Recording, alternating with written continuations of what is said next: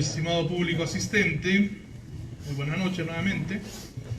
Vamos a dar inicio a la conferencia magistral de la jornada del segundo día de la jornada del 15º Simposio Internacional de Estudiantes de Historia. Nuestra conferencia magistral estará a cargo del doctor Daniel Morán Ramos. Él es licenciado en Historia por la Universidad Nacional Mayor de San Marcos. Tiene un doctorado en Historia por la Universidad Nacional de Buenos Aires, y dentro de sus líneas de investigación es especialista en independencia y emancipación. Bueno, recibamos con palmas a nuestro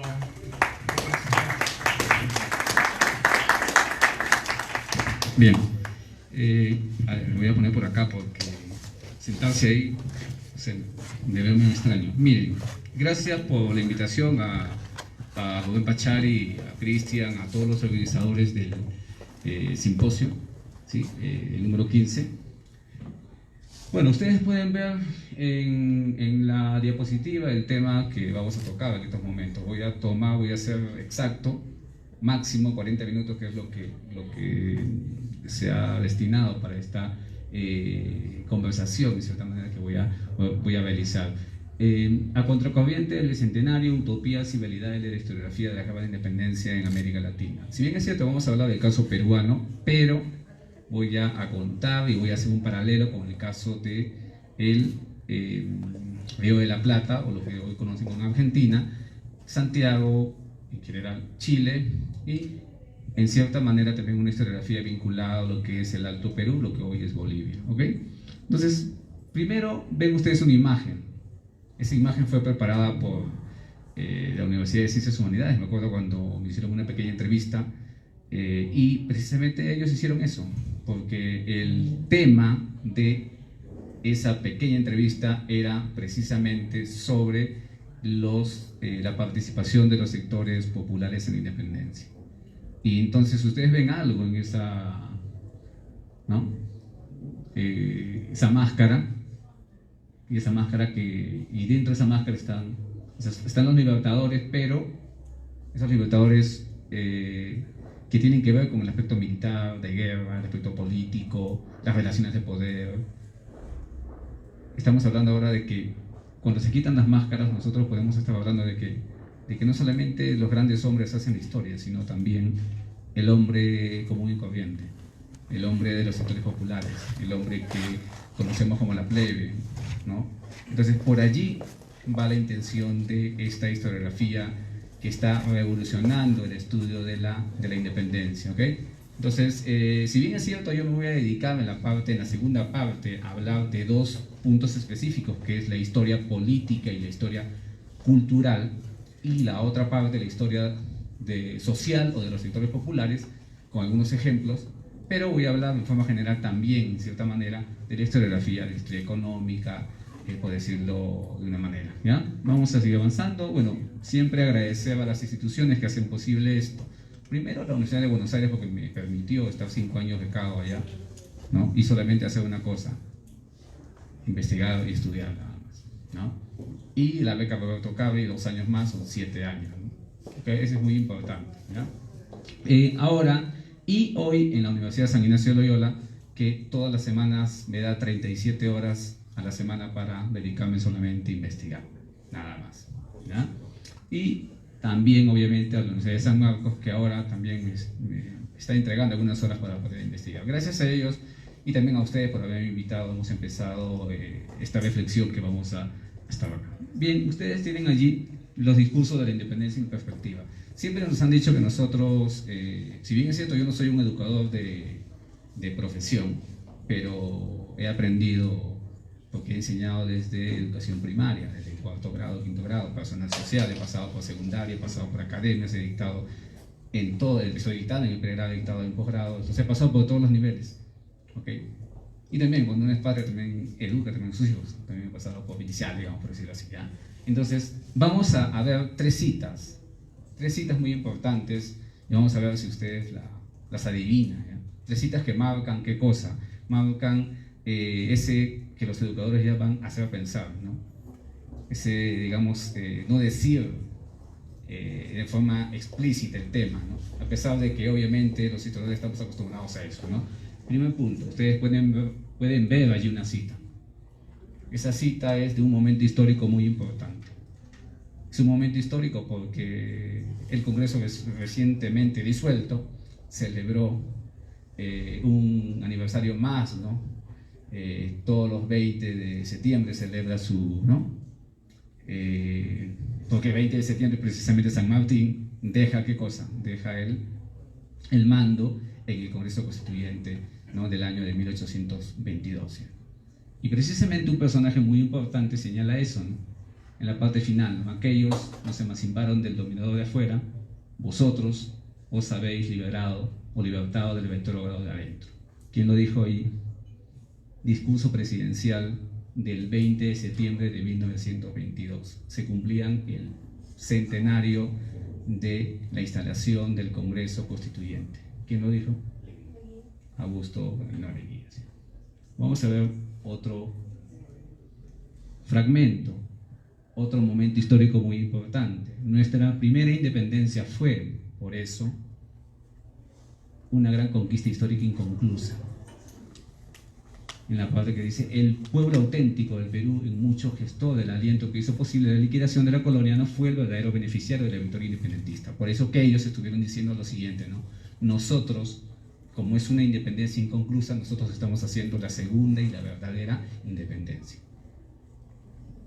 Discurso presidencial de quién? Juan Velasco Alvarado, o sea, claro, ¿no? El sesquicentenario de la independencia, ¿no? Cuando salieron los ladrillos blancos, ¿no? La colección documental, ¿no? 104 tomos, ¿no? Aproximadamente. Y finalmente, este discurso reciente de un presidente que ya no lo es, ¿no? Que está con arresto domiciliario, creo, ¿no? Que dijo, en el bicentenario de nuestra independencia, ¿no? Mi deber es que podamos cumplir con los sueños de los fundadores de nuestra república, ¿no? La promesa de la vida republicana, por no decir la promesa de la vida peruana, al estilo Basadre, o sea, tuvo un historiador que lo asesoró. Y no digo quién fue, ya mejor, ¿verdad? Yo no, por si acaso. Libertad, independencia, comprometerse con la patria, el sueño republicano, los fundadores de la independencia, siempre ese discurso, ¿no? ¿Quién lo dijo? El discurso presidencial del 28 de julio del año 16, Pedro Pablo Kuczynski. Entonces, a partir de estos tres discursos señalados en el centenario, en el sesquicentenario y en el próximo, lo que sería lo que él pensó que iba a ser el bicentenario, pero que ahora sabemos que sería Vizcarra, pero no se sabe porque ¿no? El Tribunal Constitucional ha aceptado, aunque lo va a rechazar, ¿no? Pero en fin, ¿no? Estamos allí, ¿ya? Entonces, lo que les quiero dar a entender con estos tres discursos es que, y como se señalaba también el colega que estaba por acá, del cine el día, ¿no? El primer día, el día de ayer, pues, ¿no? La historia tiene su cuota de poder. La historia no es apolítica, la historia es política, a pesar de ser económica. La historia social es política a pesar de ser social. La historia también es ideología. Y la historia también se hace y se construye a partir de ciertos intereses. Y los propios educadores o historiadores también lo hacemos, ¿no? Eso no quiere decir que no seamos objetivos. La objetividad sí existe. Nosotros lo que hacemos es, en el proceso de la redacción histórica, digamos, en el proceso de la investigación, paulatinamente lo que hacemos es, ¿qué cosa? Tratamos de acercarnos a la verdad a partir de las evidencias que tenemos, ¿ya? Y por ejemplo, se pueden hacer grandes investigaciones solamente analizando los discursos de los presidentes, ¿no? Eduardo Torres Arancilla, por ejemplo, hizo algo parecido para analizando algunos sermones para el siglo XIX en uno de sus libros, que lo publicó alguna universidad limeña, por ejemplo, ¿ya? Vamos a pasar. Bueno, ahí entramos a los libros que tanto nos gustan a nosotros, ¿no? Y efectivamente hay una revolución en la historiografía. Bueno, yo en clases del curso de Independencia en San Marcos digo que en la historiografía peruana nosotros estamos de 0 al 20 estamos en 1, o sea, no empezamos todavía, ¿no? Pero al menos estamos empezando, ¿ya? ¿Por qué diré esto? Porque debemos vernos en la imagen del otro. ¿Qué está haciendo el otro?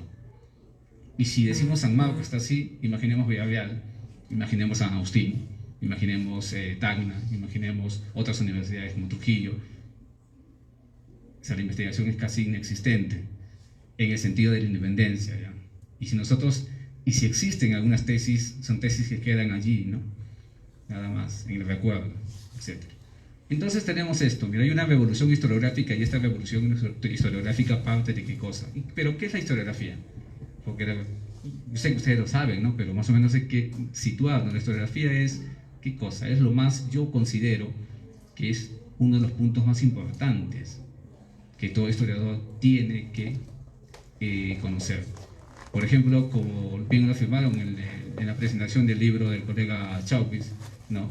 La revisión historiográfica es fundamental, porque la revisión historiográfica y esta ponencia está vinculado a eso, y la ponencia de mañana sobre la guerra con Chile también está vinculado a eso, es fundamental, porque uno, si no sabe lo que ha hecho el otro, ¿uno qué hace? Repite lo mismo.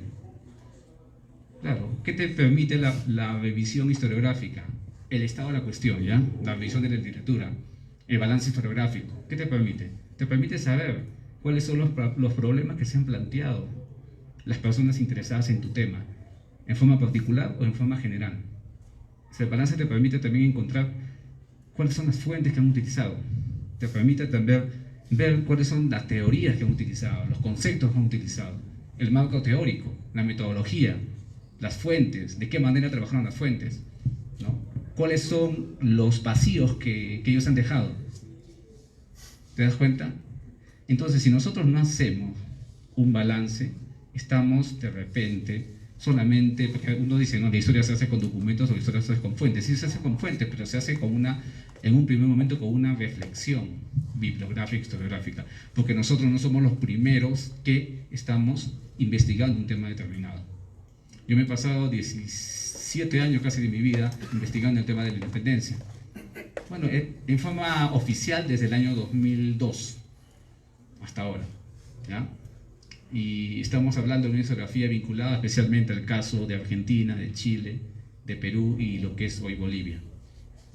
Por eso que este balance tiene que ver, en cierta manera, en forma general sobre eso. Pero en forma particular vamos a llegar al caso peruano, que es lo que nos interesa ahora, ¿ya?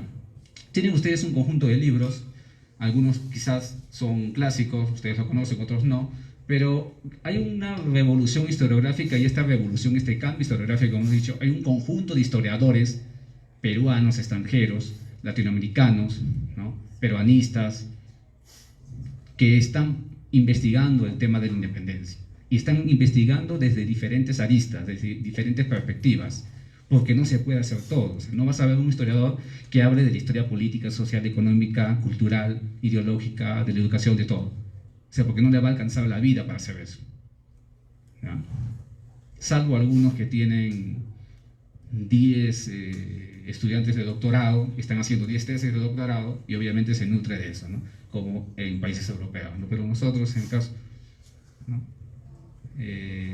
Son pocos los doctorados en historia acá, son solamente 2, ¿no? Uno nada más, ¿no? Que tiene la católica y el otro que tiene la católica pero de estudios andinos, ¿no? Por ejemplo, ¿no?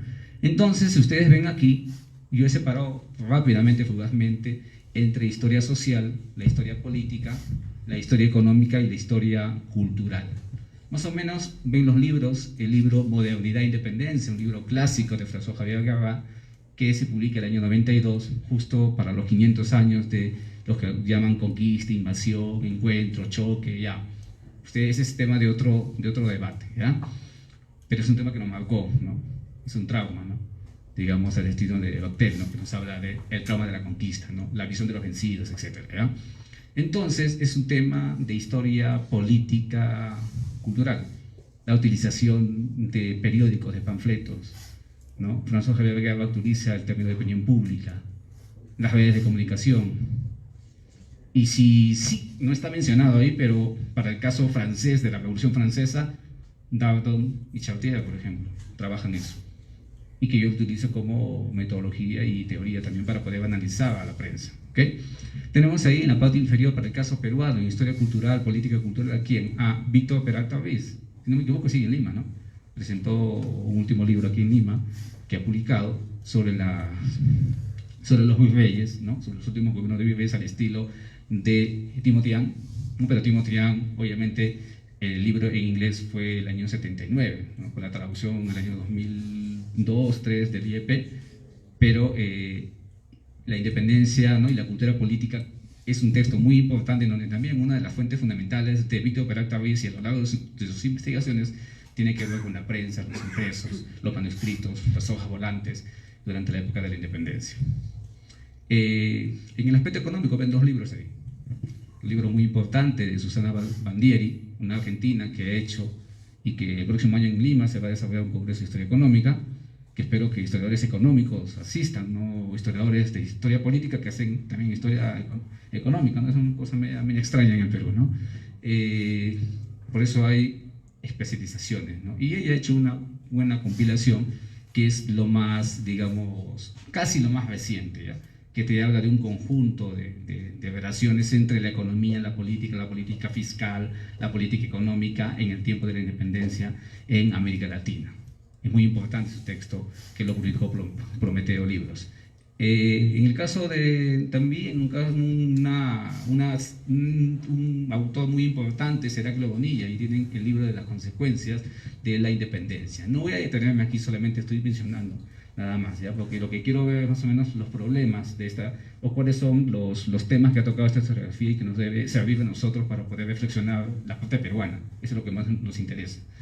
En la historia política vinculada a la historia del lenguaje político, de los conceptos políticos, está pues Javier Fernández Sebastián con el gran diccionario, ¿no? El primer tomo es un tomo gigantesco que pesa, o sea, que sirve para hacer ejercicio, porque son 1200 y tantos, casi 1300 páginas, ¿no? Por eso que el segundo tomo se dividió en 10 pequeños tomos, ¿no? Un concepto por cada uno.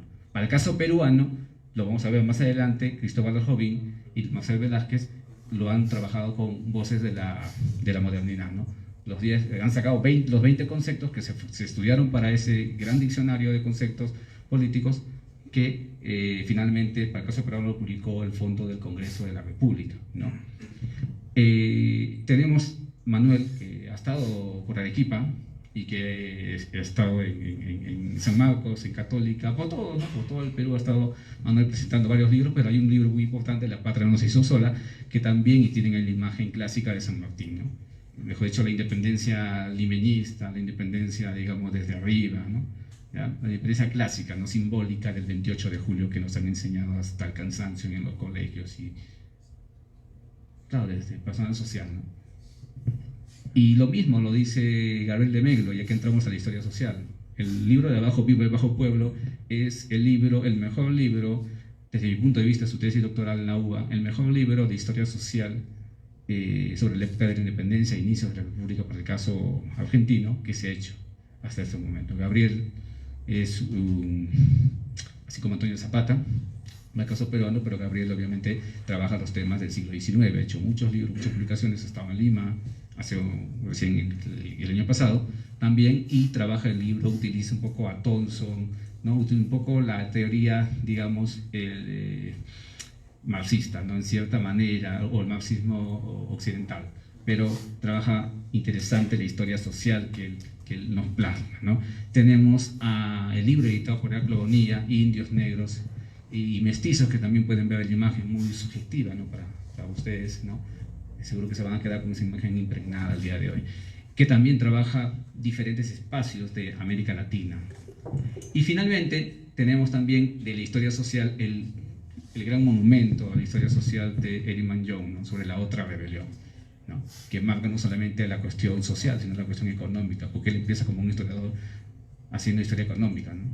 Historia agraria, y de ahí eso pasa para hacer la historia social en el caso mexicano. Y tenemos el libro de Scablen Ofelán Godoy, que es la recopilación de los textos que se desarrollaron en un congreso internacional organizado por el IFEA y la Católica, de las juntas de gobierno, de lo que pensamos que debería haberse celebrado ya el Bicentenario, ¿no? Porque creo que el Bicentenario ya desde un grupo de historiadores que trabaja la independencia del Bicentenario, por lo menos se debió haber celebrado en 1812 como mínimo. O sea, ya pasamos eso, pero casi ha pasado desapercibido.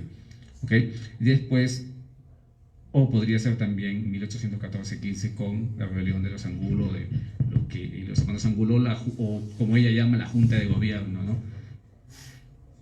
Son algunos libros representativos, pero toda esta historiografía deja un conjunto de ideas muy importantes que nos permiten entender qué cosa, que ellos son los referentes, algunos de los referentes más importantes que tenemos nosotros los historiadores peruanos para poder analizar la independencia. La independencia peruana no se analiza a partir solamente de la lectura de Bonilla, ¿no? De la lectura de Candamo, de la lectura digamos, de esa polémica, ¿no? Del año 72, porque dicen 71, pero no, la polémica fue el verano de 1972. Y está registrado en un artículo que yo publiqué hace mucho tiempo, que se llama La borrachera nacionalista, ¿no? Publicado ese artículo que salió en la prensa, en los periódicos, hubo un debate infernal, los quisieron denunciar, etcétera, etcétera. Entonces, pero un segundo momento y aquí viene un punto importante de esta charla para entrar a la segunda parte, ven estos libros que están acá. Estos libros, el que está acá, es de Clemente Ribao, que habla sobre Colombia y Venezuela. Ya es una historia que, ya no solamente es una historia de un solo país, es una historia, ¿qué cosa? Una historia no solamente comparada, es una historia conectada. Una historia donde tiene una columna vertebral, ¿no? Una historia en donde hay ideas, es una historia de historia política y historia militar, ¿no? Muy importante. El libro que está acá también es un libro importante porque analiza el Río de la Plata y Brasil en historia comparada, y también podemos decir que es una historia conectada también. Es un referente para estudiar los que estudian la prensa, los periódicos, etcétera, de esta época, y efectivamente Joao Paulo Pimenta es muy conocido para estos tipos de investigaciones en Chile. En Brasil, en el caso, ustedes pueden ver acá, en el caso de Tiempos de Revolución, texto muy importante de Manuel Schultz, ¿no? Que también es importante para poder entender en un marco general la independencia de América. Y finalmente el texto de Pablo Goferán Godoy, La independencia de los Andes, que su subtítulo dice Una historia conectada, ¿no? Y como ustedes saben, ella, cuando realizó su tesis doctoral, ella desmitificó o le quitó la supremacía que el gobierno de Velasco y después, en cierta manera, de Morales Bermúdez habían hecho de Tupac Amaru, ¿no? Ha señalado de que no era solamente Tupac Amaru, sino son 140 como mínimo movimientos anticoloniales que se desarrollaron en el siglo XVIII. Y por lo tanto Tupac Amaru era el último de ellos, el más, ¿no? Digamos, hubo una acumulación de presión, de cobro de impuestos, ¿no? Que impulsó un conjunto determinado de movimientos que finalmente determinó la eclosión en el Cusco y que, como ustedes saben, llegó hasta el Alto Perú. Finalmente, esta historia conectada es lo que yo he tratado de hacer a lo largo de largos años, ¿no? Y entramos acá finalmente al caso peruano, en cierta forma, la historiografía peruana. Pero acá lo voy a pasar rápidamente porque no creo que esto nos han enseñado ahí en el colegio siempre, solamente que han aparecido dos últimos libros, que no son tan últimos, 2015, y hay una segunda edición, el libro de Carlos Contreras y Miguel Glaver, donde, bueno, yo también tengo ahí un pequeño capítulo que publiqué, y el libro que ha salido, así como los libros del colega Nochao, que han salido en varios países. Este libro ha salido en España, ha salido en edición en México y ha salido en edición aquí en el Perú por la Católica, y ya van 2 ediciones, reimpresiones porque se han acabado.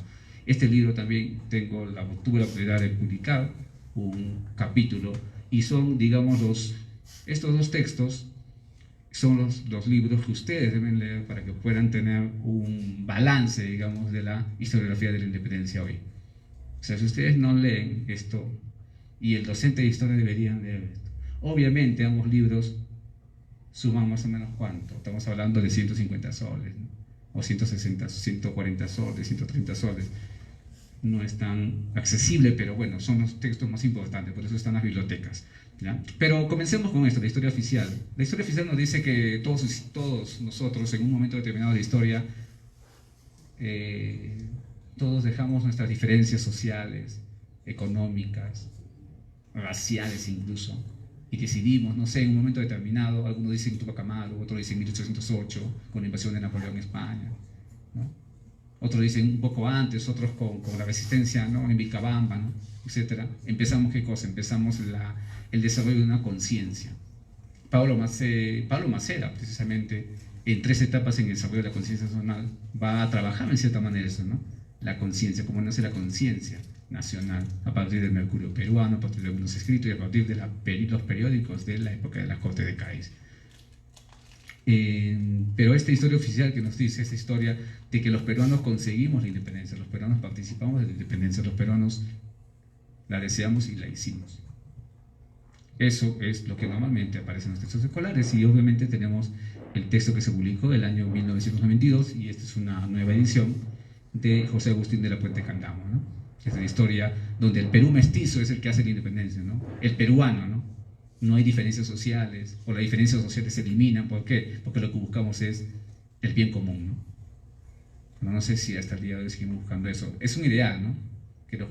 Que loco, andamos en una situación bien compleja, pero seguimos ahí, ¿no?, avanzando. Ese es un primer punto en donde el papel de los grandes hombres, el papel de los ideólogos son fundamentales. Y no, por ahí tienes el libro de los ideólogos, ¿no?, de la emancipación, tienes el mismo libro de Candamo que habló sobre el protectorado, ¿no?, el papel muy importante del texto también de Basadre en la iniciación de la República. O sea, es un conjunto de historiadores pero que van a ir mutando, van a ir cambiando a lo largo de su vida académica, van a ir modificando, ¿no?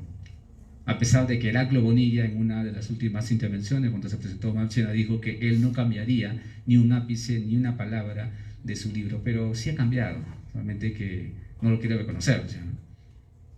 Y ahorita vamos a ver en la segunda parte de esta charla. La segunda, digamos, esta nueva historia al estilo de los franceses, ¿no? Esta historia crítica, esta historia vinculado precisamente al gobierno militar, ¿no?, de Juan Velasco Alvarado, en donde todos decían que eran revolucionarios, ¿no? La palabra revolución no era problema, o sea, tú decías, sí, yo soy revolucionario, no había ningún tipo de inconvenientes, ¿no? En cambio, decir revolucionario en los años 80 es un poco complicado, ¿no?, aquí en el Perú, ¿no?, y en gran parte de nuestro país. Aparece esta historia de la independencia concedida, ¿no?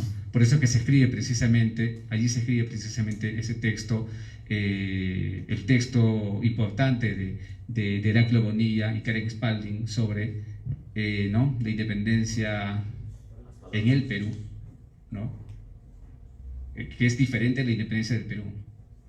En los textos de la historia oficial nos dicen, o la historia tradicional de la historia del Perú, y la historia en el Perú significa la historia vino al Perú, que otros nos trajeron la independencia, ¿ya?, en donde las élites y los sectores populares lo que hicieron era ¿no?, ir viendo qué es lo que pasaba y se acomodaron a las circunstancias del momento. Entonces, en ese sentido, las palabras y los hechos, ese texto fue fundamental en el verano de 1972, en donde se publicó con un conjunto de textos donde publicaba, ¿no?, Pierre Vilar, ¿no?, historiadores, Tulio Perindón, ¿no?, historiadores muy importantes, ¿no?, pero donde destacó ahí el artículo precisamente de Heraclio Bonilla y Karen Spalding. Esa es la historia oficial, y ahí tienen la primera edición, ¿no?, primera edición del texto, ¿no?, que lo pueden conseguir en PDF rápidamente en Google, ¿no? Y de ahí viene la respuesta a fines de los años 70 de Spalding Felan Godoy, ¿no? Ella dijo el mito de la independencia concedida. ¿Por qué? Porque es un mito, porque realmente los peruanos sí, o sea, en el proceso de la independencia el Perú sí tuvo participación, pero esa participación fue una participación regional. Y esa participación regional se dio, como mínimo, se va a dar desde Tupac Amaru, por decir un ejemplo, hasta el movimiento del Cusco de 1814-15. Eso fue digamos, proceso de la independencia regional, donde los peruanos sí estuvimos, no necesariamente apostando por la independencia, pero al menos buscamos mejorar nuestra situación y romper el vínculo. Hablamos de una especie de autonomía, ¿ya? Pero después hubo un gran silencio, y ese gran silencio de 1815-1820 determinó muchos cambios que se van a dar en el Alto Perú. Está la presencia de San Martín, que cruza los Andes, se da la independencia de Chile el 17, el 18, etc. Y llega, como ustedes saben, el 20, y se inicia todo el proceso de independencia peruana ¿no?, que inicia San Martín.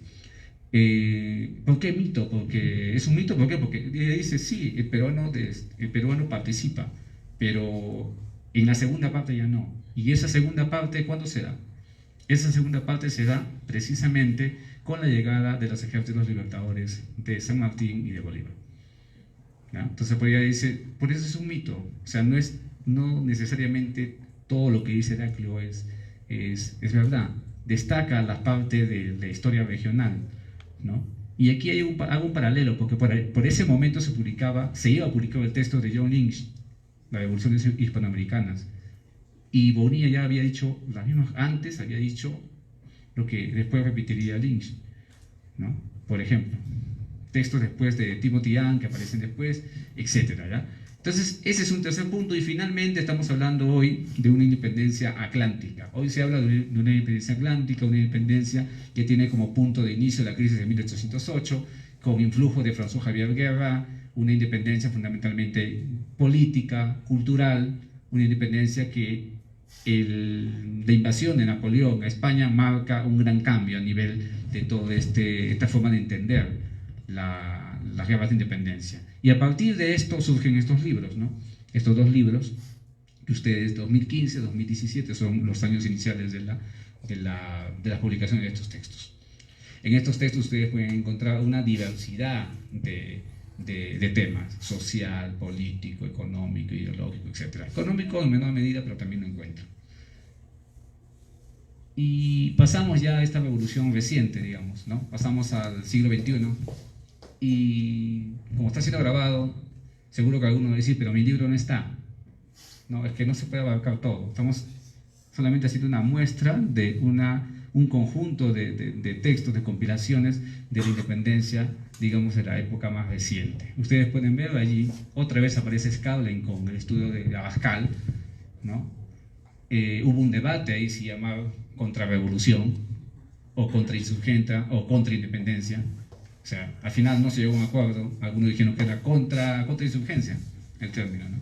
Otros dijeron que la revolución del Cusco, por ejemplo, que estaba ubicado dentro de lo que puso Abascal, la revolución del Cusco era una junta o no era una junta, y hubo un debate, ¿no? Por ejemplo, ¿no? Que aquí en el Perú nunca hubo una junta de gobierno, y así. Y tenemos la publicación de Heraclio Bonilla, la última edición, en donde agrega varias cosas importantes, y una de las cosas importantes que él agrega es precisamente el aspecto de que, si bien es cierto, los peruanos estuvimos en silencio, estuvimos en silencio, que no participamos, estuvimos ahí mirando, ¿no?, qué es lo que pasaba, ¿no? Pero él dice, ¿no?, en una frase por ahí suelta, el silencio no significa qué cosa. O sea, supuestamente el peruano, los sectores populares o las élites están en silencio en la independencia, están pasivos. Pero eso no significa necesariamente que no estén jugando sus propios intereses. Sí lo están haciendo, ¿no? No participar también es una posición política. Mejor dicho, el silencio también es una evidencia de la historia, ¿ya? Así como también cuando tú encuentras, eso le pasó a Cecilia Méndez cuando investigó el libro que ustedes pueden ver ahí, La República Plebeya, ¿no? Ella iba a buscar sus fuentes y no encontraba. Entonces ella determinó que el silencio también es una fuente, ¿no? Una fuente muy importante para poder entender la independencia. Tenemos el libro precisamente de Cecilia Méndez. Si bien es cierto, ya abarca un campo bien amplio, pero si nos detenemos precisamente en el punto de principio de la independencia, estamos hablando de que en la República los iquichanos decidieron ¿qué cosa? Volver a la colonia o al virreinato, ¿no? Porque para ellos era mejor eso que ser independiente, ¿no? Un texto muy importante también, la independencia peruana como representación, que trabaja temas de conmemoración, temas de historia política, cultural, ¿no? Hace un balance también bibliográfico muy importante, Alex Loaiza, como editor, y un conjunto de historiadores jóvenes también, y otros ya consolidados. Orlando Rojas, La República Imaginada, su tesis de maestría convertida en libro, mejorado, que también habla de la historia política y cultural. Aquí tenemos el texto más sólido de Maribel Arreducea, que habla precisamente de lo que es los afrodescendientes, ¿no? La esclavitud durante la etapa final del siglo XVIII y el proceso de los inicios de la independencia. El libro que les comentaba, el libro de Cristóbal Aljovín con Marcel Velázquez sobre las voces de la modernidad en el Perú, los 20 conceptos, ¿no? El concepto de independencia, el concepto de revolución, el concepto de patria, el concepto de ciudadano, o sea, cómo la gente en ese momento, en esa coyuntura que ustedes pueden ver, 1750, 1870, cómo la gente entendía el término patriota, cómo la gente entendía el término independencia. Todos pensaban igual, los sectores populares pensaban que la independencia era así, los sectores de élite, los criollos, podemos hablar de la élite limeña o las élites limeñas, o la élite en el Perú, o las élites regionales, la élite arequipeña, la élite ayacuchana. O sea, el Perú no es una cuestión monolítica, sino es una cuestión, estamos hablando de una sociedad fragmentada, una sociedad dividida, una sociedad con una diferenciación social muy, muy marcada. Eso es lo que señalaba precisamente historiadores como Heraclio Bonilla. Tenemos últimos textos, por ejemplo, rescatando uno de los puntos muy importantes, que son las relaciones de viajeros, que lo hace Escalde Monfort de Godoy, por ejemplo, acá, y lo edita el Congreso. Tenemos también, ya humildemente, ustedes el año pasado lo presentamos aquí, el texto En clave bicentenario, la clave de independencia, con Carlos Carcelén como editores, y el texto que hemos presentado hace un par de horas, ¿no? ¿Cuál es el común de todos esos textos? Mira, IEP, IEP, IEP, IEP, IEP, IFEA, digamos, Congreso, y hay otros libros, IFEA, ya estamos hablando, ¿no? Y nosotros, ediciones de autor, y acá, Universidad Nacional de Trujillo, ¿no? ¿Te das cuenta? Entonces, por eso yo digo, ¿no? Hay la academia, y en la academia hay espacios en donde se publica y se reflexiona, incluso hay revistas también, en donde tenemos un conjunto de textos que ustedes pueden ver allí, pero la gran pregunta aquí es, creo que para eso es la charla en cierta manera, y estamos entrando ya a los últimos, ¿no?, más o menos 15 minutos, digamos. De todos esos textos, ¿cuál es un texto sólido? Un texto en base a una investigación sólida. A ver, es una compilación de artículos.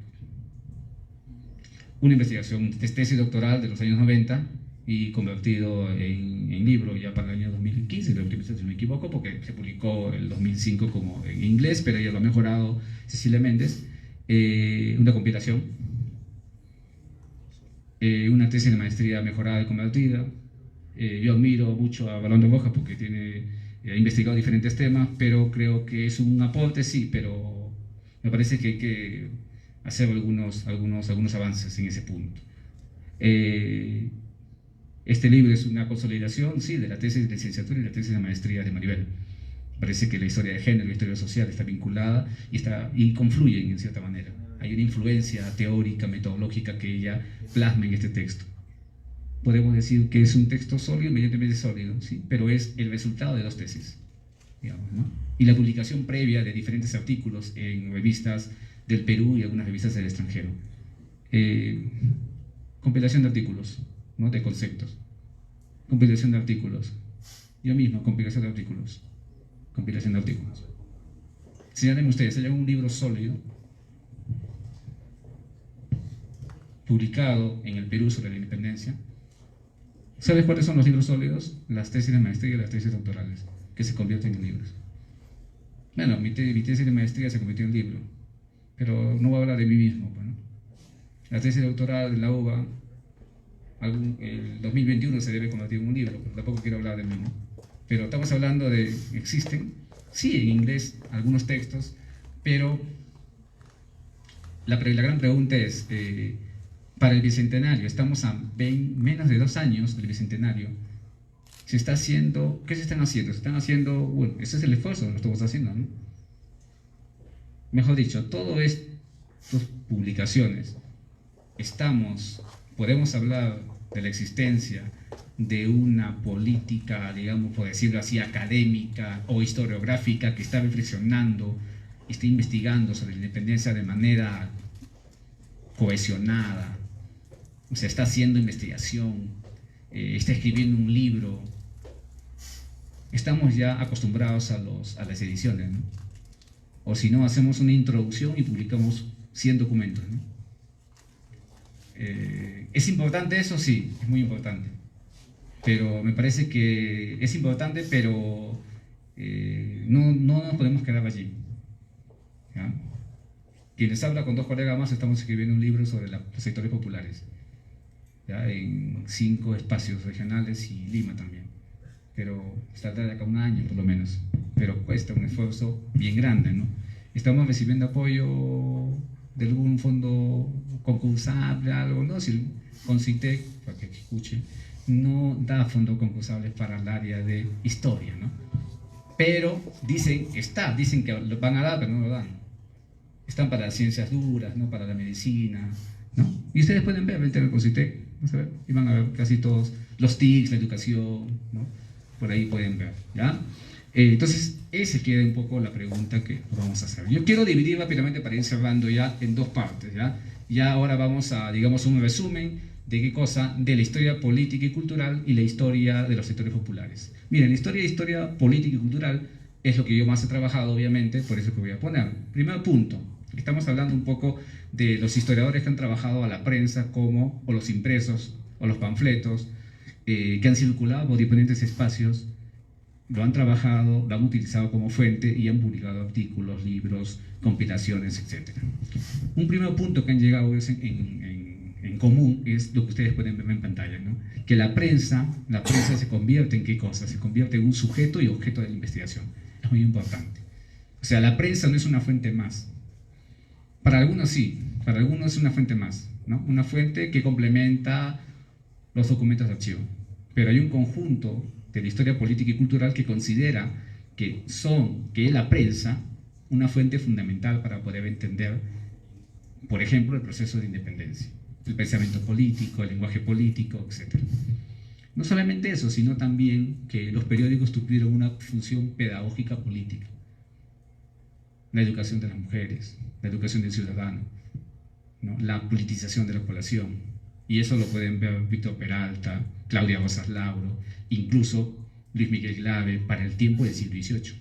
El proceso desde la creación del Mercurio peruano para adelante, el proceso de socialización, de los intercambios, la lectura en voz alta, ¿no? Cómo la circulación de la información se va dando, imitando un poco lo que pasa en París, ¿no? En Francia, la Revolución Francesa, el impacto de la Revolución Francesa acá, que lo estudió Claudia Rosas Lauro, por ejemplo, ¿no? O Clemen, que trabajó en el Mercurio peruano.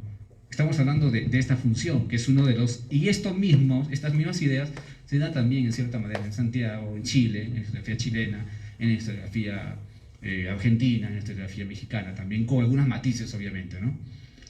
Tenemos aquí, por ejemplo, esto también que se ha probado hasta el día de hoy. Hay una intensa difusión y circulación de la prensa. La gente piensa que la prensa solamente lo lee las personas ilustradas. Sí, en un primer momento, pero la prensa se ha probado, y no solamente lo digo yo, lo dicen diversos autores, ¿no? Como el caso que ya mencioné hace un momento, Víctor Peralta, Claudia Rosas, ¿no? Luis Miguel Glave, por ejemplo, señalan eso, que hay una profusión de la información. François Javier Guerra, ¿no? Para el caso mexicano que también trabaja. Y ese es un punto muy importante, hay una profusión, o sea, los periódicos van circulando por diversos espacios de circulación. Los periódicos se insertan y son leídos por ciertas personas que le llaman intermediarios, y estos intermediarios lo que hacen es difundir esa información de forma oral, en voz alta, a otras personas que no saben leer ni escribir. Y en ese momento entra un documento muy importante para la historia de las religiones, que es el sermón. Los sermones. Yo he comparado prensa y sermones de la época y casi encuentro lo mismo. Y aquí tenemos específicamente esto, que son los curas, ¿no? Los que están en el contacto del día a día, los que difunden la información. Incluso encuentro en los periódicos y los mismos sermones o en las cartas volantes o en las declaraciones que dan los virreyes o ciertas autoridades, ¿qué cosa? Que dicen, ¿no? El cura de la parroquia tal tiene que difundir, inculcar el respeto al rey, ¿no? O a la revolución, dependiendo de la coyuntura, ¿ya? Otra de las cosas muy importantes que tenemos aquí es el rol asumido por los periódicos precisamente en los ámbitos no solamente limeñistas, sino también no solamente local, distrital, sino también en lo que es los ámbitos regionales, ¿no? Aquí se han presentado algunas ponencias, no necesariamente de la independencia, sino se han presentado ponencias también de diferentes tiempos históricos, de la guerra con Chile, de la época de violencia política, de la época reciente, actual, etc. O sea, la prensa es un documento que sirve para entender un conjunto diverso. ¿Okay? Estamos hablando de precisamente que hay una incipiente búsqueda de cierto grupo de historiadores regionales, historiadores limeños, historiadores peruanos, que están, ¿qué cosa? Investigando la prensa y están dando inicio al estudio de la prensa local y regional. Hay un conjunto de historiadores que están trabajando eso. A ver, quienes habla con otro colega, dentro de un mes debe salir publicado en España un artículo sobre eso ampliado de 30 páginas. Seguramente se los voy a pasar a Rubén para que ¿no? Lo puedan leer, ¿no? Solamente acá estamos haciendo un poco un resumen de eso. La revalorización de la prensa del siglo XVIII es otro punto muy importante, porque dice, en el siglo XVIII nadie leía, ¿no? En el Mercurio peruano lo leían 2 personas, ¿no? Bueno, 200 personas, los suscriptores nada más, ¿no? O el Diario de Lima, la Gaceta, ¿no? Solamente las personas de élite, ¿no? Y no necesariamente es cierto, ¿no? Se ha probado que el siglo XVIII, precisamente el siglo XVIII, hay una revalorización de la prensa como una fuente muy importante para entender qué cosa, la politización de la gente. O sea, la gente en las tabernas, en las chicherías, la gente no solamente toma, sino también debate, ¿ya? Debate, habla de política. Y no solamente está hablando en un lenguaje religioso, sino está hablando en un lenguaje religioso vinculado a lo político. Y aquí viene el gran aporte, uno de los grandes aportes de Víctor Peralta Ruiz, en el sentido de que él habla de que pasamos del siglo XVIII al siglo XIX, pasamos de 1808 a 1810 y de 1810 a 1814, de que el contenido del discurso es un contenido religioso, pasa a ser un contenido político.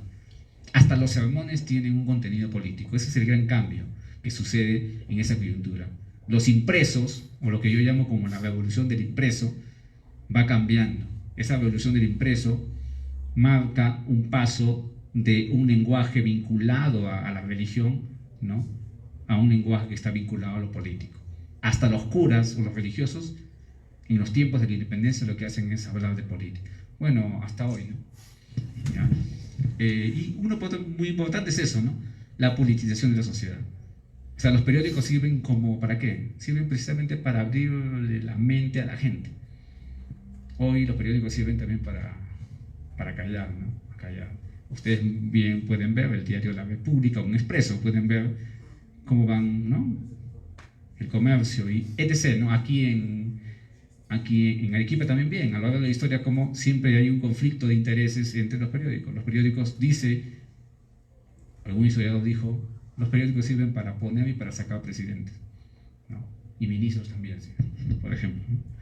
Es una parte muy importante. Y finalmente, la historia del vocabulario político, ¿no? Hay toda una corriente historiográfica liderada en el caso peruano por Cristóbal del Jovín, ¿no? Y un conjunto de historiadores, ¿no? De varias universidades que están hablando precisamente de la utilización de un lenguaje. Pero ese lenguaje es el estudio del lenguaje político, pero el lenguaje político desde arriba, por decirlo así. Pero falta el estudio del lenguaje político desde abajo. Y ahí entraría la historia política, la historia del lenguaje político, del vocabulario político, con la historia social, ¿no? Algo he querido hacer yo en la tesis doctoral, ¿no? Que ahorita vamos a pasar en la última parte. Entonces, esto es lo que la historia político-cultural está haciendo, digamos, revalorando en el caso del Perú. Son algunas de las premisas que, o sea, diferentes autores están trabajando eso, ¿okay? Y aquí tienes algunas de las pruebas, ¿no? Fuentes, ¿no? Ya que no todo es balance nada más, sino también tengo que mostrarte algunas fuentes. Puedes ver ahí la Gaceta de Buenos Aires, ¿sí? Y puedes ver precisamente, dice allí, ¿no? En la parte que está, ¿no? Subrayada, ¿no? Lima está en fermentación y sube reino de temores, Santa Fe, Caracas, Cartagena, Portobelo y Quito siguen a Buenos Aires, y siempre vas a encontrar en los periódicos, ¿no? En los periódicos de Chile, en los periódicos de Lima, vas a encontrar esa perspectiva en ver la independencia no solamente local, la independencia, ¿qué cosa? No solamente regional incluso, sino, pero miren, son capitales ciudades, se están comunicando. Hay mucha información en donde se habla de periódicos peruanos y que en Buenos Aires se están leyendo los periódicos peruanos. Y en Perú, en Lima se están leyendo los periódicos de Buenos Aires, y en Cusco se está leyendo. En el Alto Perú se está leyendo. Entonces hay una circulación de la información. O sea, hay una oferta, hay una demanda, ¿no? Obviamente, pero esa oferta y demanda está vinculada a qué cosa, a intereses por legitimidad, intereses políticos. No por, obviamente, lo de ahora, ¿no? Ahora es mucho más de marketing, mucho más de negocio, ¿no? Que también están vinculados a los intereses, ¿no? Porque, por ejemplo, tú compras un periódico que cuesta 50 céntimos que te venden propaganda nada más, ¿no? Tú lo compras, ¿no? Muchos lo compran por, no sé por qué, pero en fin. ¿A qué tienen, no? Otro, si vamos al caso chileno, el Monitor Araucano, dice lo mismo, ¿no? Otra vez, mira la parte final. La fatal antorcha de la discordia civil habla en extensión de Buenos Aires, de Chile, de México, de Cundinamarca, de Cartagena, de Santa Marta, de Caracas. O sea, hay una historia, ¿qué cosa? Una historia conectada. O sea, no pensemos la independencia solamente desde el Perú. Por eso que nosotros, al pensar la independencia desde el Perú solamente, por eso decimos, no hubo independencia. O la independencia fue solamente política nada más. O la independencia no fue una revolución. Pero yo pienso que sí fue una revolución, porque yo lo pienso no desde el Perú, lo pienso desde una visión mucho más amplia. ¿No? Y eso está en los documentos. Yo solamente lo estoy mostrando para que ustedes puedan verlo. Finalmente, para ir cerrando, pueden ver ahí el prospecto de la miscelánea chilena, y ya nos vamos un poco más adelante, 1821, febrero, ¿no? Y otra vez, miren abajo, unidos todos los estados o repúblicas de Buenos Aires, Chile, el Alto Perú, Quito, Santa Fe. ¿Te das cuenta? O sea, la gente está pensando, no está pensando de manera... Y esa es una de las tesis que Tomás Carlen Ofelia nos doy para decir que la independencia peruana termina con Cusco. ¿Por qué? Por la visión regionalista, la visión, digamos, mirarse el ombligo a sí mismo nada más. Creo que todavía ha quedado hasta el día de hoy, ¿no? Todo está aquí en Arequipa nada más, todo está en Ayacucho nada más, ¿no? Y no compartimos. Muchos libros de aquí no llegan a Lima. Si llegan es porque hoy yo voy a comprar o estamos intercambiando, si no, no llegan. Y de Lima muchas veces no llegan acá.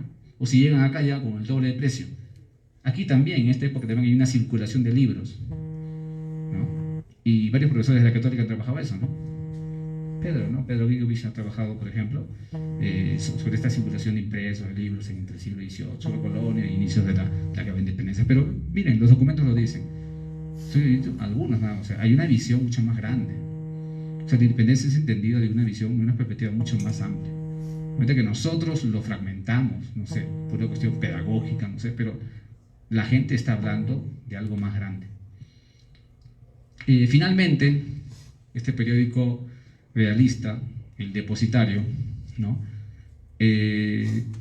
Ya habla, miren, el año de abril, ya previo ya a lo que va a pasar San Martín, ¿no? Y ustedes pueden ver allí, en forma detenida, precisamente hablan de San Martín como un Satanás, ¿no? Como un hombre diabólico que va a ocasionar muchas cosas, ¿no? El que es contrario a todo lo que... ¿no? Y hablan de una cosa muy importante aquí, como para ir cerrando esta parte y entrar ya a los últimos 5 minutos, y las gentes tumultuarias se han unido a la sociedad desenfrenada. Hablan de las plebes desenfrenadas, los sectores populares. Los historiadores dicen, no pueden estudiar a los sectores populares utilizando la prensa. Sí, ilógico, dicen. ¿Por qué? Porque ¿quiénes escriben en la prensa en esta época? Son sectores de élite, y su percepción es una percepción parcializada. Pero depende, porque Thomson lo analizó para el caso de la Gaceta inglesa del siglo XVIII, y él sacó que hubo un alto índice de criminalidad, de robos, etc. Y él utilizó una gaceta para poder hacer su estudio. Y él dice que sí se puede hacer, ¿no? Porque en estos periódicos, como ustedes pueden ver, hay una constante, la constante de una historia conectada, de una historia no solamente de Lima, de una historia no solamente de Arequipa, no solamente una historia digamos, de Cundinamarca, una historia solamente de Santa Fe, es una historia mucho más grande, mucho más amplia. Cuando pensemos así, no es solamente una historia, no el bicentenario de San Marcos o el bicentenario de la San Agustín. Cuando pensemos en una fusión, digamos, ¿no?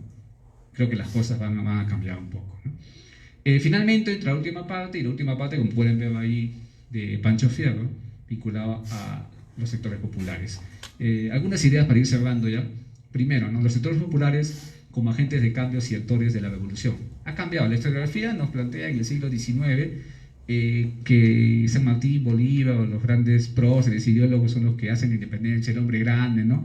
Que tiene que ver con el positivismo del siglo XIX, ¿no? Etcétera. Pero desde el año 90, con mayor fuerza, en la historiografía argentina, brasileña, chilena, mexicana, peruana en menor medida, pero también están pensando de que no, que son los sectores populares que son agentes de cambio. Tesis, ¿ya? De esta historiografía.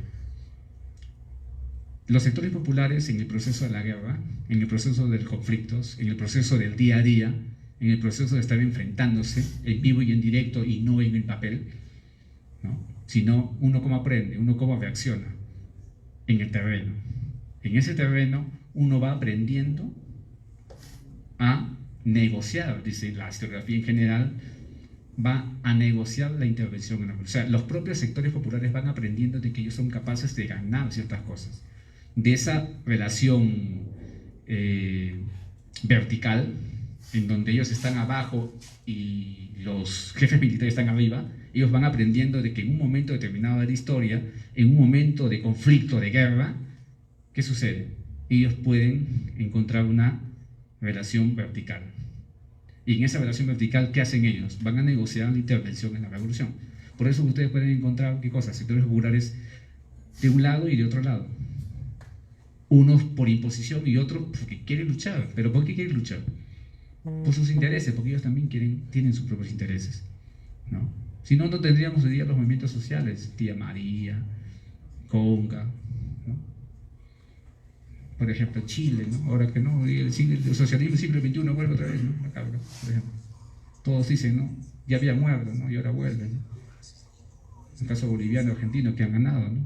Bueno, uno dice con fraude, todo eso ya, pero no digo más, ¿no? Por ejemplo, ¿no? Entonces ese es un punto muy importante, los sectores populares. Y además, y con eso cierro esa partecita, los sectores populares y también las élites aprendieron a entender la peligrosidad de los sectores populares y comenzaron a flexibilizar sus relaciones. Es decir, no es una relación así, ¿no? Es una relación así, fluctuante, ¿no? Pero ¿cuándo es fluctuante? Cuando en procesos de guerra. Por eso, cuando uno analiza el concepto de revolución, el concepto de independencia, el concepto de pueblo, en escritos de José Faustino Sánchez Carrión, ¿no? De algunos de los ideólogos y próceres, está muy bien.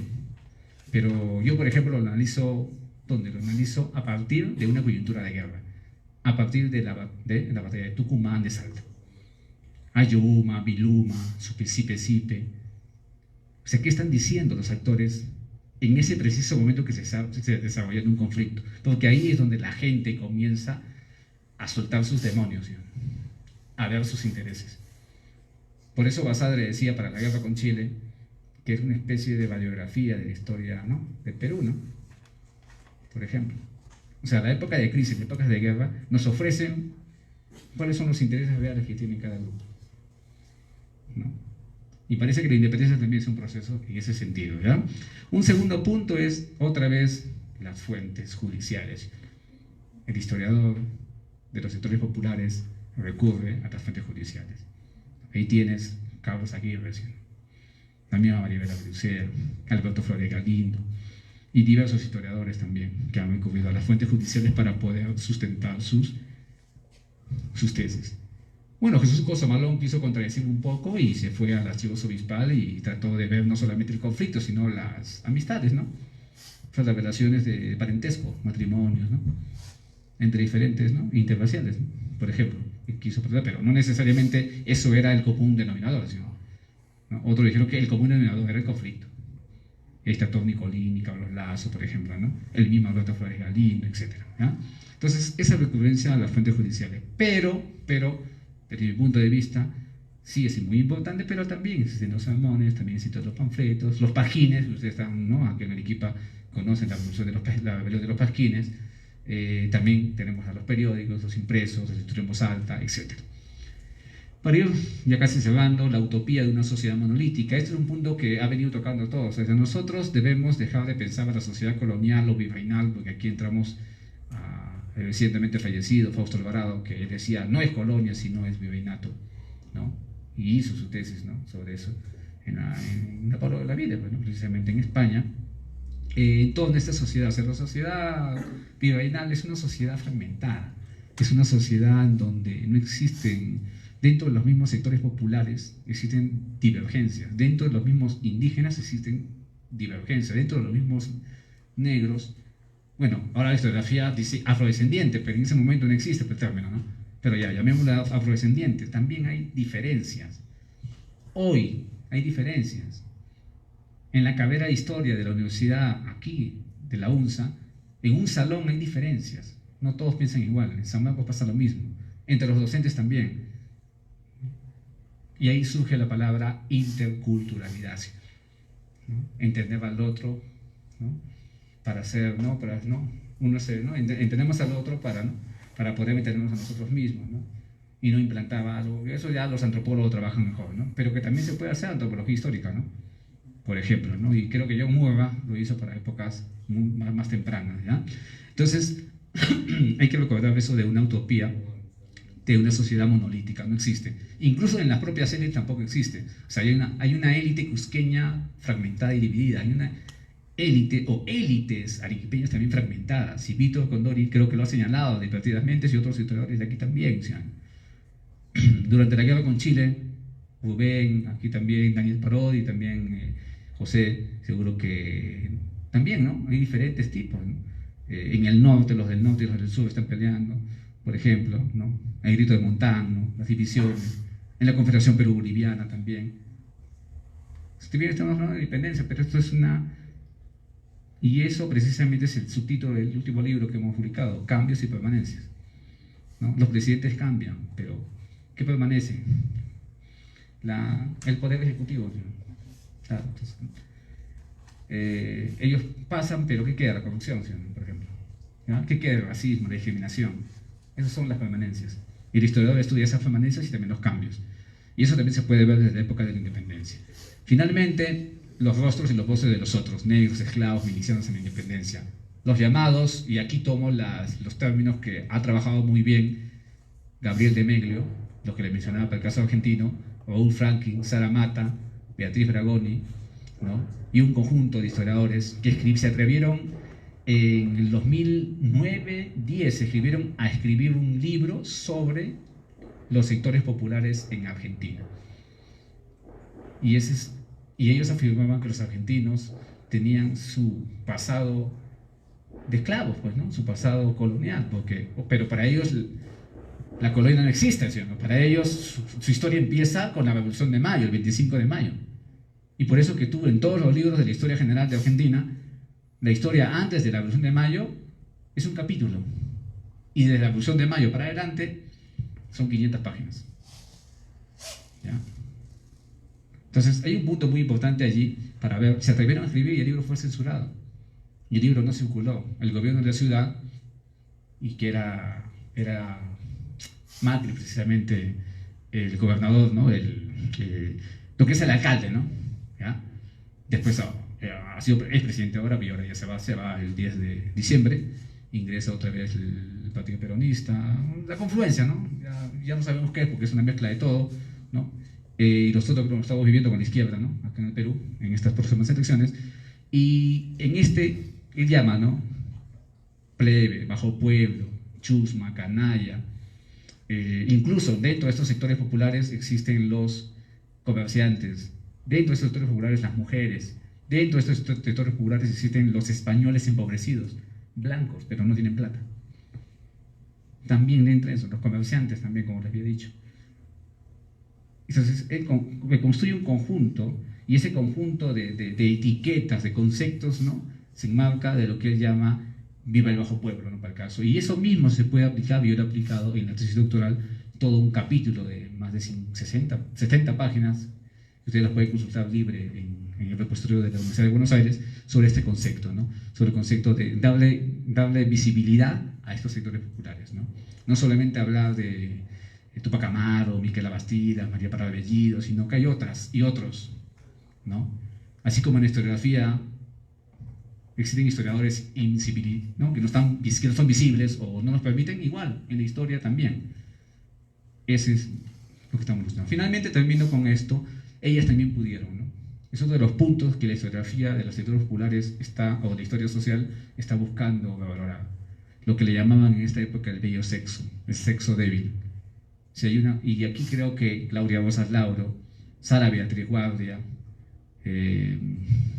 para el caso ya más, no de la independencia, estamos hablando de Ana Portugal, ¿no? Por ejemplo, cuando hablan de Clorinda Mato de Tours, hablan, ¿no?, de todas las escritoras, ¿no?, de la segunda parte del siglo XIX, etc., ¿no? Pero esto del bello sexo y de la educación de la mujer es una parte muy importante para poder entender cómo la mujer participa, ¿no? Hemos publicado un artículo, y con eso ya cierro, Las Jacobinas de la Revolución, ¿no?, sobre el caso de Buenos Aires, o un artículo publicado también sobre el caso peruano, sobre el que se llamó Nuestras Segundas Libertadoras, ¿no? Son las segundas libertadoras, y esos están de la dominación en los periódicos y en los documentos de la época que ustedes pueden ver. Simplemente les muestro ya para terminar un minuto. Ahí están evidencias, si ustedes quieren ver, fuentes, ¿no? Es un periódico, El Observador Americano, que tiene una sección dedicada a la educación de la mujer. Habla de política y diferente, pero acá solamente miren esto de acá, y con eso se cierra. Acá, esto nada más. Señores editores, ustedes tienen razón de aconsejarnos una mejor educación, pero tendría mucho mayor si trataran de reformar primero qué cosa, la educación de los jóvenes, o sea, de los varones, que han de ser nuestros maridos, dicen. Es decir, nuestros amos de por vida. Porque según veo, todos los estados, todas las naciones, el universo, todo podrá hacer todas las revoluciones que ustedes quieran, política, económica, social, todo lo que ustedes quieran, pero mientras no eduquen a nuestros jóvenes, los varones, que van a ser nuestros maridos, nuestros amos casi, no se podrá, ¿qué cosa? No mejorar la condición. Supuestamente está escrita, como pueden ver ustedes, por una mujer. O sea, mientras no suceda eso, y hasta el día de hoy creo que lo vivimos, ¿no? Se muestra ahí, para que no digan que solamente utilizo impresos o periódicos, pueden ver aquí, para hacer válida, acá de Fábrica y Angulo, pueden ver aquí, esto de acá, el Archivo General, ¿no?, el AGN de Buenos Aires, de Argentina, que hablan precisamente sobre milicianos, milicias, pueblo presente, ¿no?, la quimera, ejército y milicias, que es algo importante durante el protectorado. Pueden ver acá, el archivo acá, el AGN de Lima, Derecho Indígena, que dice acá, y con eso cierro: los indios no son iguales a ellos, sino de peor condición. Es decir, los milicianos, los negros, libertos que se han metido al ejército, dicen, ¿no?, yo estoy en el ejército, yo ya no soy igual a ustedes. Hay una diferenciación, ¿no? Ellos, porque tienen algo, ¿no?, dicen que son, ¿no? Como algunos, ¿no?, yo ingresé a la universidad, ¿no?, yo ya soy clase media, ¿no? Nos engañan, ¿no?, a veces, ¿no? Nos dicen, no, ingresaste en Maco, ingresaste a San Agustín, no, que cambie tu vida en un momento determinado, esa es otra cosa, ¿no? ¿Y qué se viene finalmente para esa celebración, ¿no? Hay un montón de cosas, pero como ustedes han podido ver, en el aspecto cultural, político y el aspecto social, hay un conjunto de premisas que se están elaborando, que se están cambiando. Y eso es lo que debemos tener como agenda bicentenario. Pero eso solamente, y termino, solamente se va a poder hacer cuando nos financien, pues, investigaciones serias, ¿sí?, cuando no solamente existan ediciones, compilaciones, y yo hago ahí una autocrítica a mí mismo, a nosotros mismos. Cuando nosotros hagamos investigaciones sólidas, es decir, cuando nos paguen durante 12 meses para hacer un libro, cuando la Comisión Bicentenario de la PCM, y tengo otros amigos que trabajan ahí, cuando está bien, Cabildo 21, ¿no?, muy bien, está muy bien, porque es una cuestión interesante e importante, pero aparte de eso también tienen que, o sea, tenemos nosotros los historiadores, tenemos que ser llamados no solamente para, ¿no?, sino tenemos que ser llamados para ¿qué?, para hacer investigación, ¿no? Y yo me he basado en un conjunto de bibliografía, pero eso lo pueden encontrar, ¿no?, por ejemplo, en estos, ¿no?, en estos textos que yo he hecho a lo largo de la carrera, ¿no?, que he estado trabajando, estudiando en diferentes partes de Argentina y también en el Perú, ¿no? Más bien, lo que nos queda es, en este modo bicentenario, es entender precisamente esto, hacer un gran balance historiográfico de la independencia, la guerra con Chile, la época de violencia política, para recién sentarnos a hacer una investigación seria. Si no sabemos, y cierro, qué se ha investigado, qué se ha dicho sobre el tema, nosotros vamos a a pensar que estamos descubriendo otra vez qué cosa, la pólvora, ¿no? Más bien, gracias y será hasta otra oportunidad.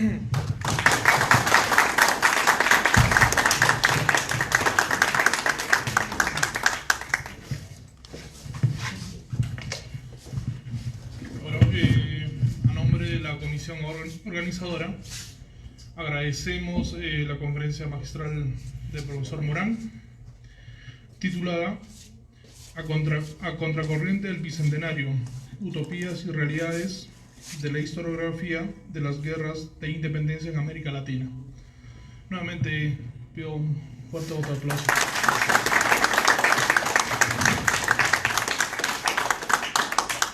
Bueno, estimados amigos, agradecerles su asistencia e invitarles a la jornada, la última jornada